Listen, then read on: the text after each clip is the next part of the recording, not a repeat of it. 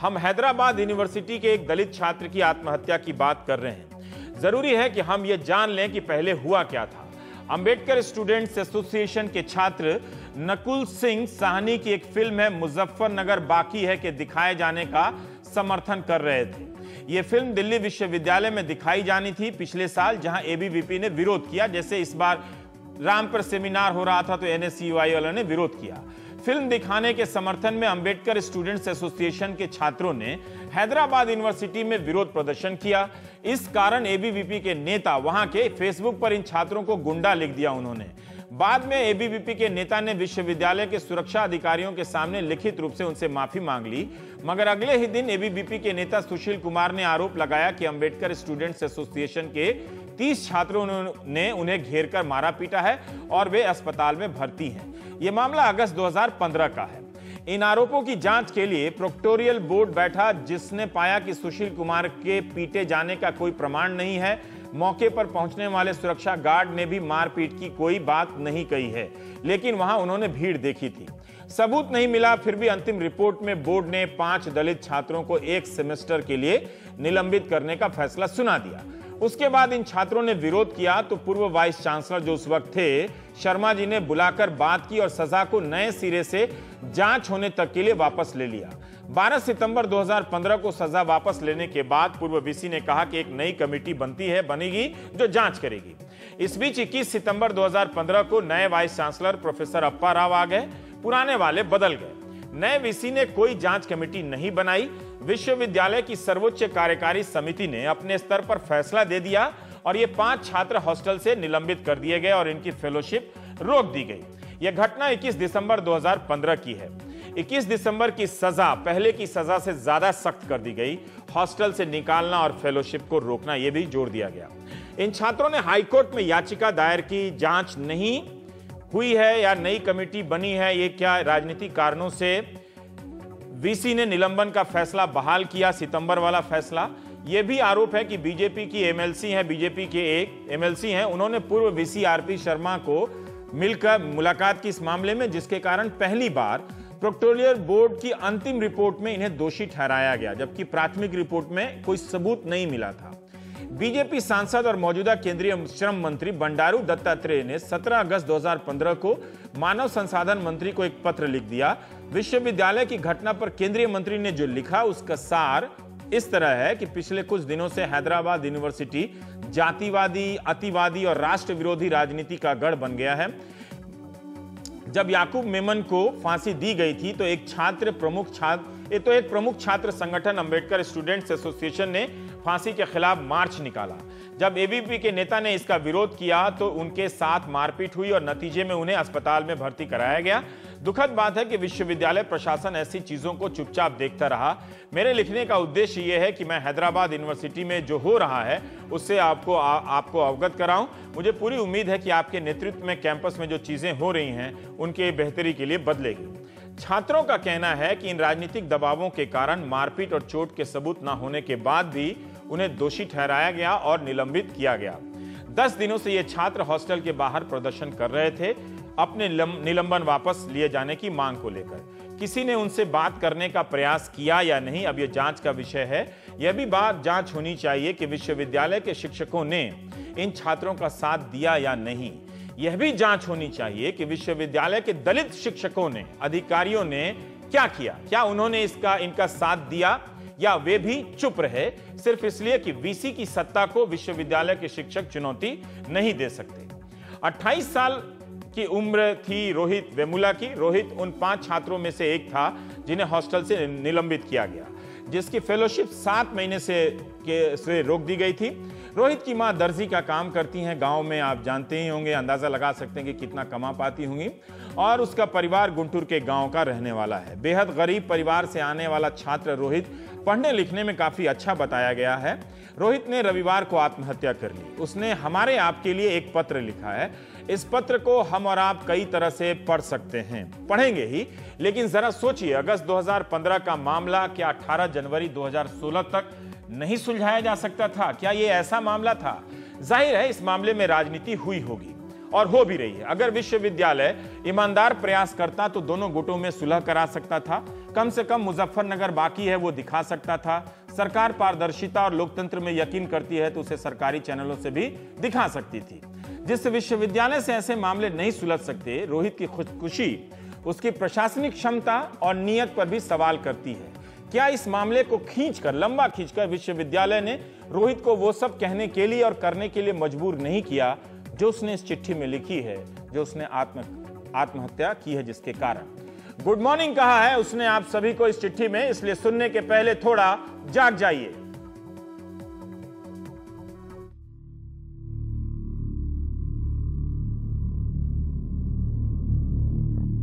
Good morning. जब आप इस पत्र को पढ़ रहे होंगे तब मैं आपके पास नहीं रहूंगा। मुझ पर गुस्सा मत होना। मुझे मालूम है आप में से कुछ ने सच में मेरी बहुत परवाह की है, प्यार भी किया और मेरे साथ बहुत अच्छा व्यवहार भी। मुझे किसी से कोई शिकायत नहीं है, बल्कि मुझे तो खुद से ही दिक्कत होती थी। मैं महसूस कर रहा हूं कि मेरी आत्मा और शरीर के बीच की दूरी बढ़ती जा रही है और मैं एक क्रूर दानव सा बन गया हूं। मैं हमेशा से ही एक लेखक बनना चाहता था, विज्ञान का लेखक, कार्ल सगन जैसा। लेकिन लिखने के नाम पर मैं यही पत्र आपको लिख रहा हूं। मैंने विज्ञान, सितारों और प्रकृति से प्यार किया है, लेकिन मैंने इंसानों को भी चाहा, बिना जाने कि लोग तो कब का प्रकृति से दूर हो चुके हैं। हमारी भावनाएं हमारी अपनी नहीं रहीं। हमारा प्यार बनावटी है। हमारी मान्यताओं पर रंग चढ़ गए हैं। हमारी जो मौलिकता है वो सिर्फ दिखावटी कलाओं से मान्यता हासिल करती है। बिना आहत हुए सच में प्यार करना बहुत मुश्किल हो गया है। आदमी की कीमत तो बस उसकी फौरी पहचान में सिमट कर रह गई है। निकटतम संभावना ही पहचान तय करती है, एक वोट से, एक संख्या से, एक चीज से। आदमी को दिमाग की तरह तो देखा ही नहीं गया, हमेशा एक गौरवशाली चीज की तरह देखा गया जो सितारों के कणों से बना हो, चाहे पढ़ाई में हो, गलियों में हो, राजनीति में, या जिंदा रहने या मरने में हो। मैं ऐसा पत्र पहली दफा लिख रहा हूं, पहली बार एक अंतिम चिट्ठी। अगर मेरी बात का कोई तुक ना लगे तो माफ कर दीजिएगा। हो सकता है मैं शुरू से ही इस दुनिया को समझने में गलत रहा, प्यार, पीड़ा, जिंदगी और मौत को गलत ही समझा। इन्हें समझने की कोई जल्दी भी तो नहीं थी, लेकिन मैं हमेशा जल्दी में था, जीवन शुरू करने को बेताब। लेकिन कुछ लोगों के लिए तो जीवन ही अपने आप में अभिशाप है। मेरा पैदा होना ही जानलेवा दुर्घटना है। मैं बचपन के अपने अकेलेपन से कभी उबर नहीं सकता। एक ऐसा बच्चा जिसे उसके अतीत ने हमेशा उपेक्षा की। मैं इस वक्त आहत नहीं हूं, मैं उदास भी नहीं हूं, मैं बस खाली सा हो गया हूं, खुद से बेपरवाह। दयनीय है ऐसा हो जाना, और इसीलिए तो मैं ऐसा कर रहा हूं। मेरे जाने के बाद लोग मुझे कायर कह सकते हैं, स्वार्थी या बेवकूफ भी। मुझे कोई फर्क नहीं पड़ता कि मुझे क्या कहा जाएगा। मैं मरने के बाद की कहानियों में यकीन ही नहीं करता। भूत और आत्मा की कहानियों में मेरा कोई विश्वास नहीं। अगर वाकई में कुछ है और जिस पर मैं भरोसा करता हूं, तो बस इतना कि मैं सितारों तक सफर कर सकता हूं, मैं दूसरी दुनिया के बारे में जान सकता हूं। अगर आप जो ये पत्र पढ़ रहे हैं मेरे लिए कुछ कर सकते हैं तो मुझे 7 महीने की फेलोशिप मिलनी है, 1,75,000 रुपए। प्लीज देखिएगा कि ये पैसा मेरे परिवार को मिल जाए। मुझे राम जी को कुछ 40,000 रुपए देने हैं। उसने कभी वापस नहीं मांगे, लेकिन प्लीज इस पैसे से उसे दे दीजिएगा। मेरे अंतिम संस्कार को शांत ही रहने दीजिए। बस ये सोचिए कि मैं आया और चला गया। मेरे लिए आंसू मत बहाना। ये समझना कि मैं जिंदा रहने से ज्यादा मरकर खुश हूं। परछाइयों से सितारों तक। उमा अन्ना, माफ कीजिएगा, इस काम के लिए आपका कमरा यूज किया। ASA अंबेडकर स्टूडेंट्स एसोसिएशन परिवार, आप सबको निराश करने के लिए माफी। आपने मुझे बहुत प्यार किया। आपके अच्छे भविष्य के लिए दुआ करता हूं। एक आखिरी बार के लिए जय भीम। मैं औपचारिकताओं को लिखना भूल गया। अपने आप को मारने के मेरे इस काम के लिए कोई भी जिम्मेदार नहीं। यह करने के लिए मुझे किसी ने नहीं उकसाया, ना अपने कृत्यों से, ना अपने शब्दों से। यह मेरा निर्णय है और अकेला मैं ही इसके लिए जिम्मेदार हूं। मेरे दोस्तों और मेरे दुश्मनों को मेरे जाने के बाद इसके लिए परेशान मत कीजिएगा। रोहित वेमुला की चिट्ठी किसी को गुनाहगार नहीं मानती, लेकिन वो मर गया, सबको माफ भी कर दिया। लेकिन क्या वो इस बिना कुछ कहे मर गया? उसकी बातों को गौर से सुना होगा तो आप जान सकेंगे कि यह छात्र मरने से पहले हम सबको मार गया है। आदमी की कीमत तो बस उसकी फौरी पहचान में सिमट कर रह गई है। निकटतम संभावना ही पहचान तय करती है, एक वोट से, एक संख्या से, एक चीज से। आदमी को दिमाग की तरह तो देखा ही नहीं गया है। क्या ये सही नहीं है कि हम हर किसी को उसकी पहचान से देखने लगे हैं? उसे देखने के लिए उसकी बातों को समझने से पहले हम उसकी पहचान खोजने लगे हैं। आदमी को दिमाग की तरह तो देखा ही नहीं गया। हम सोचने समझने वाले प्राणी तो रहे ही नहीं। अगर एएसए अंबेडकर स्टूडेंट्स एसोसिएशन के सदस्य याकूब मेमन की फांसी का विरोध करते हैं तो ये कैसे राष्ट्र विरोधी हो गया? केंद्रीय मंत्री बंडारू दत्तात्रेय को बताना चाहिए कि एएसए की कौन सी गतिविधि जातिवादी है। क्या भारत के लॉ कमीशन ने फांसी की सजा का विरोध नहीं किया है? वो लॉ कमीशन भी क्या राष्ट्र विरोधी है?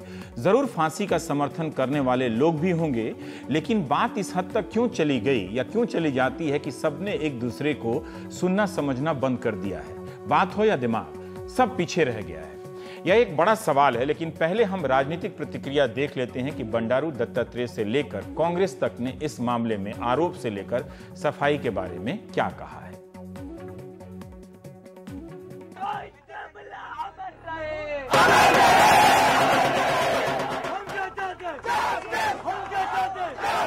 सेंट्रल यूनिवर्सिटी में जो दलित विद्यार्थी जो आत्महत्या कर ली है, उससे मेरे लेटर को कोई संबंध नहीं है।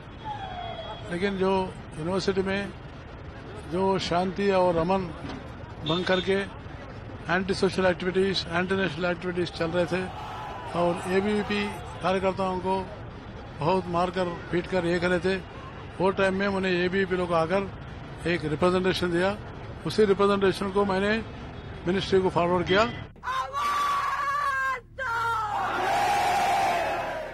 आज हमने पुनः संपर्क करके रिपोर्ट तत्काल मांगी है और मैंने ये फैसला किया है कि मैं हैदराबाद जा रहा हूं और वहां पर स्वयं मौके पे जाकर सबसे वार्ता करके और देखूंगा कि किसका दोष है और उनके खिलाफ कार्रवाई करने के लिए अपनी सिफारिश करेंगे।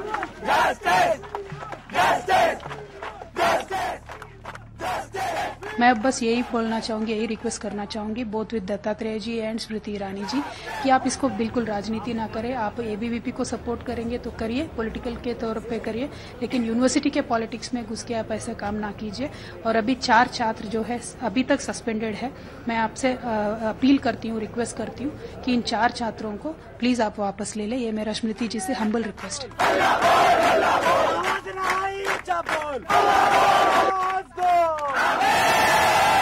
मैं कहूंगी कि ऐसे दुख की घड़ी में जिस परिवार ने अपने बच्चे को खोया है, उनके प्रति अपनी संवेदना व्यक्त करती हूँ। मंत्रालय की ओर से 2 मेंबर हमने एक जांच कमेटी भेजी है जो यूनिवर्सिटी के हालात से हमें अवगत कराएगी। तो भली भांति इस बात से परिचित हैं कि सेंट्रल यूनिवर्सिटीज एक्ट 2009 के तहत पार्लियामेंट द्वारा पारित किया गया एक कानून है कि यूनिवर्सिटी में एडमिनिस्ट्रेटिव कंट्रोल यूनिवर्सिटी का ही रहेगा। सरकार का उसमें ना हस्तक्षेप है, ना सरकार उसको एडमिनिस्टर करती है। सवाल एबीवीपी या एएसए का नहीं है। आप किसी भी विश्वविद्यालय को ले लीजिए इस देश में, किसी भी सरकार के अधीन, वहां वीसी की ऐसी मनमानी चलती है कि संवाद की प्रक्रिया तब तक टाल दी जाती जब तक लाठी ना चले या छात्र को निकाल ना दिया जाए। इस मामले में आत्महत्या को शायद हो सकता है कि रफा दफा कर ही दिया जाए, रोहित की चिट्ठी, इसीलिए हम सबसे कोई उम्मीद नहीं करती है। कई संगठन अब रोहित की आत्महत्या को लेकर आंदोलित हैं। बंडारू दत्तात्रेय के खिलाफ भी SC/ST एक्ट के तहत FIR दर्ज की गई है। केंद्रीय मानव संसाधन मंत्री स्मृति ईरानी ने भी 2 सदस्यों की एक टीम हैदराबाद भेजने का फैसला किया है जो तथ्यों का पता लगाएगी। सोमवार को रोहित की आत्महत्या को लेकर तेलंगाना बंद का भी आह्वान किया गया, दिल्ली में भी प्रदर्शन हुए। लेकिन क्या सिर्फ रोहित ने आत्महत्या की है?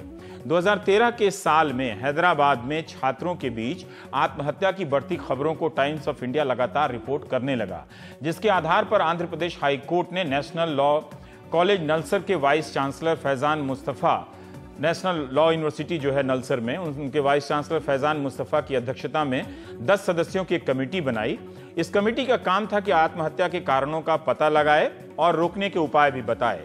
कमेटी ने पाया कि आत्महत्या करने वाले छात्रों में ज्यादातर दलित छात्र हैं, उनका प्रतिशत ज्यादा है। दलित छात्रों की पीएचडी की मौखिक परीक्षा का रिजल्ट 3-3 साल तक के लिए लटका दिया जाता है राज्य के अलग अलग विश्वविद्यालयों में। कुछ दलित छात्रों की पीएचडी परीक्षक एग्जामिनर के पास 1.5 से 2 साल तक पड़ी रह जाती है। विश्वविद्यालय भी परीक्षक पर जल्दी चेक कर भेजने का दबाव नहीं बनाते हैं। लिहाजा अन्य कारणों के अलावा यह सब मानसिक प्रताड़ना के कारण बन जाते हैं। जुलाई 2013 में आंध्र प्रदेश हाईकोर्ट ने इस कमेटी की रिपोर्ट पर आदेश दिए कि इसके सुझावों को राज्य भर के विश्वविद्यालयों में लागू कर दिए जाए। कुछ सुझाव हम उस रिपोर्ट से आपको बता रहे हैं कि जिसमें कहा गया था उस कमेटी की रिपोर्ट में कि जिस तरह से रैगिंग को लेकर कमेटियां बनी हैं विश्वविद्यालयों में, उसी तरह से एक कमेटी बने जो छात्रों के अकादमिक और भावनात्मक तनाव पर नजर रखेगी। अब हैदराबाद यूनिवर्सिटी में है या नहीं मुझे मालूम नहीं। आत्महत्या की घटना के बाद हर विश्वविद्यालय एक इंटरनल कमेटी, आंतरिक कमेटी बनाएगा जिसमें कमेटी बनेगी हर विश्वविद्यालय में, जिसमें SC, ST, OBC और अल्पसंख्यक समुदाय का प्रतिनिधित्व होगा। अनुशासन समिति का निलंबन जैसा कोई भी फैसला विश्वविद्यालय सिर्फ अपने स्तर पर नहीं लेगा।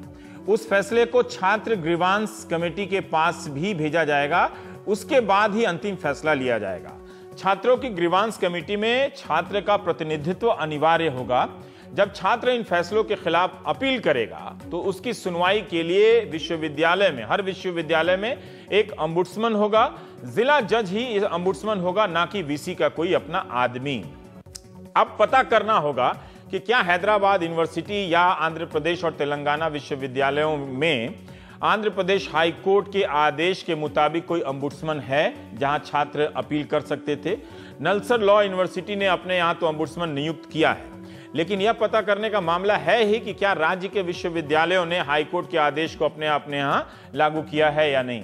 हाईकोर्ट के आदेश के मुताबिक हैदराबाद यूनिवर्सिटी में क्या निलंबन के मामले की सुनवाई पारदर्शी तरीके से की गई जैसा कि कमेटी ने सुझाया है, यानी छात्र ग्रीवांस कमेटी में उसे भेजा गया, उसमें छात्रों का कोई प्रतिनिधित्व था या नहीं। जो मीडिया में रिपोर्ट आ रही है उसके हिसाब से तो फैसला एग्जीक्यूटिव कमेटी ने किया, जो सर्वोच्च संस्था विश्वविद्यालय में मानी जाती है। मीडिया की खबरों से नहीं लगता कि विश्वविद्यालय में कोई ombudsman रहा होगा जो 5 छात्रों की अपील पर सुनवाई कर रहा होगा। रोहित की आत्महत्या का सवाल सिर्फ उसके निलंबन की घटना तक सीमित नहीं है। हमारे विश्वविद्यालयों में आत्महत्या और दलित छात्रों की खुदकुशी के सवालों पर वैसी तत्परता या संवेदनशीलता नहीं दिखती जो दिखनी चाहिए। हिंदू अखबार की एक रिपोर्ट है, घटना है 10 जनवरी 2002 की, लेकिन जिस रिपोर्ट की बात मैं कर रहा हूं उसे हिंदू ने मार्च 2002 में छापा था। हैदराबाद यूनिवर्सिटी के ही कई वरिष्ठ छात्र अपने चीफ वार्डन के पास जाकर हॉस्टल की समस्या को लेकर मिले और सवाल करने लगे कि क्यों एक दलित वार्डन को डिमोट कर उन्हें गार्डनिंग और सैनिटेशन का काम दिया गया है, मेस के चार्ज क्यों बढ़ाए गए हैं। इन सब पर बात होती गई और रिपोर्ट के अनुसार जब बात बढ़ गई तो चीफ वार्डन ने उन्हें निकल जाने के लिए कह दिया। अगले दिन VC ने कार्यकारी समिति के सदस्यों को बुलाकर चीफ वार्डन से रिपोर्ट पेश करने के लिए कहा। समिति ने फैसला लेकर 10 दलित छात्रों को हमेशा के लिए विश्वविद्यालय से रस्टिकेट कर दिया, निकाल दिया। कॉलेज ने इन छात्रों पर हिंसा के मामले भी पुलिस में दर्ज करवाए। 12 जनवरी 2000 की शाम एक फैक्ट फाइंडिंग कमेटी टीम आई जिसने देखा कि 30 छात्र पार्क में जमा, ये सब मैं उस रिपोर्ट के आधार पर बता रहा हूं, और इस नाइंसाफी का विरोध कर रहे हैं। छात्रों ने कहा कि वार्डन और छात्रों के बीच कहासुनी हुई, लेकिन वार्डन ने उनका कॉलर पकड़ लिया और गालियां देकर बाहर कर दिया। जब तक जांच नहीं होती है आप इतने छात्रों को कैसे निकाल सकते हैं। जिन छात्रों को निकाला गया, यानी 10 छात्रों में से कई तो वहां थे भी नहीं, लेकिन जितनों को भी निकाला गया वे सभी दलित थे। छात्रों ने कहा कि इसलिए यह फैसला जातिवादी लगता है। यही नहीं, निकाले गए सभी छात्र अंबेडकर स्टूडेंट एसोसिएशन से सदस्य थे। मीडिया की रिपोर्ट के अनुसार उस वक्त चीफ वार्डन भी प्रोफेसर अप्पा राव थे जो इस वक्त VC हैं। 2002 में जिन 10 छात्रों को निकाला गया उनके बारे में हिंदू अखबार ने लिखा है कि 10 में से 5 दलित छात्रों ने UGC की फेलोशिप की परीक्षा पास की थी। 2 छात्रों ने इंटरनेशनल जर्नल में अपना पर्चा लिखा था। एक छात्र अपने कॉलेज में, स्नातक कॉलेज में जहां से उसने BA किया था, वहां वो प्रथम स्थान पाया था उसने। और सभी 10 छात्र खेतिहर मजदूर, गरीब खेतिहर मजदूर के बच्चे थे। इतनी गरीबी से गुजर कर आए इन दलित छात्रों के अकादमिक पृष्ठभूमि पर हिंदू अखबार ने भी कोई सवाल नहीं किया है। बताया गया उस रिपोर्ट में कि इस स्तर के योग्य छात्रों को मेस चार्ज हॉस्टल का जो खाने पीने का जो चार्ज होता है और दलित वार्डन को डिमोट करने के सवाल करने पर हमेशा के लिए निकाला गया।